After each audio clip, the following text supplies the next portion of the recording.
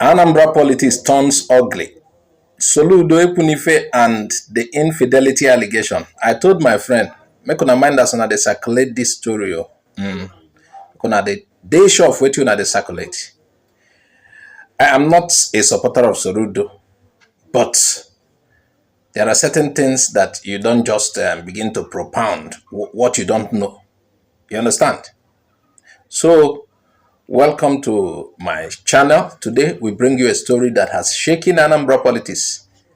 This story is not about roads. It is not about giving people jobs. It is not about schools. It is about someone's family, about honor and scandal. Politics, they bring any kind of thing, but you have to be careful.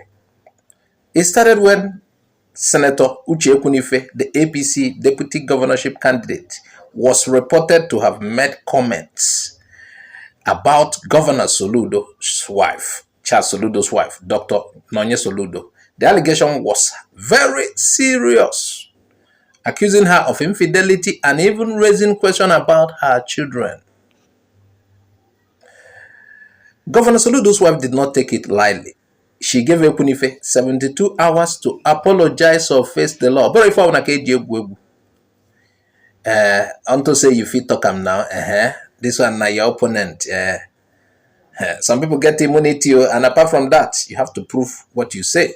So soon after, an apology, as you have seen, appeared online.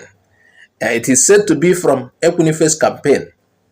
And that apology distanced her from the publication and even apologized to Soludo family. But here is the twist. Governor Soludo's camp rejected that apology. They said it was fake, it was unsigned, that her signature wasn't in the apology and did not come from Senator Ekwunife herself. The governor's media head, Ejimofo Bara, dismissed the so-called apology as another social media gossip. He insisted that any real apology must come directly from Ekwunife the same way she allegedly made the defamatory remarks through video or audio.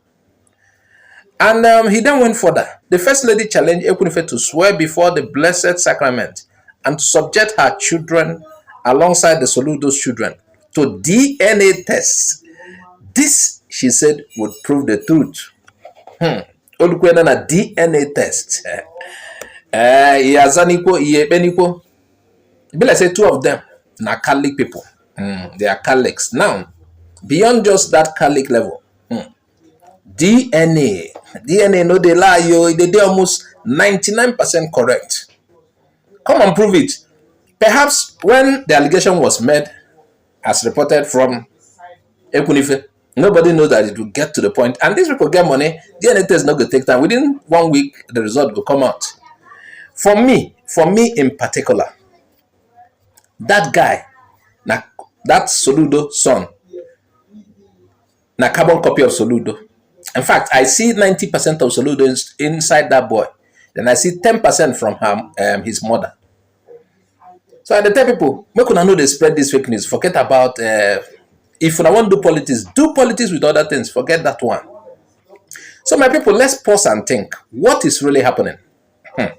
First, this one is no longer about election promises. It has turned into a war of honor and family. Second, it shows how our politics has left the road and entered the bedroom. This one may be like a public campaign again. The politics enter bedroom this time. Instead of debating development, we are now debating DNA tests. Third, the third one is that it shows how propaganda spreads. An unsigned statement circulates. Some people believe it, others reject it. And the truth becomes very hard to find.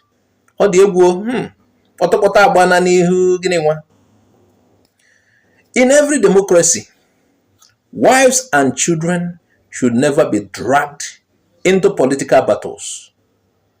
Once such accusations enter the public space, even if they are false, they leave scars that never heal. You know, they're easy to heal. At the end of the day, can you imagine if she did not say, let's go to DNA test? Then go just carry her name. Hey, wanyana banilo. Now, where does this leave Senator Ekwunife?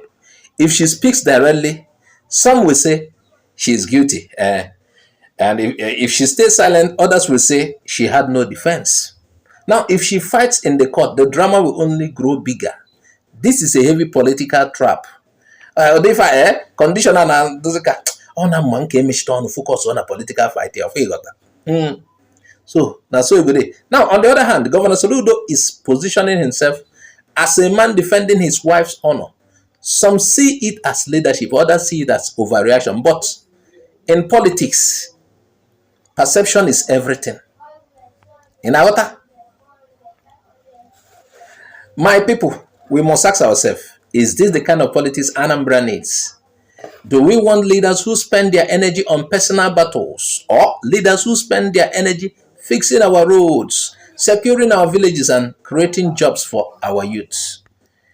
Election should be about ideas, not insult. It should be about progress, not propaganda. Disclaimer: all allegations remain unproven. This program is based on verified reports from multiple Nigerian news outlets. Before we close, let us be clear. The allegation of infidelity remain unproven. The story today is not about truth or lies of those claims, but about how politics in our land is being played. We urge viewers to treat such sensitive matters with caution.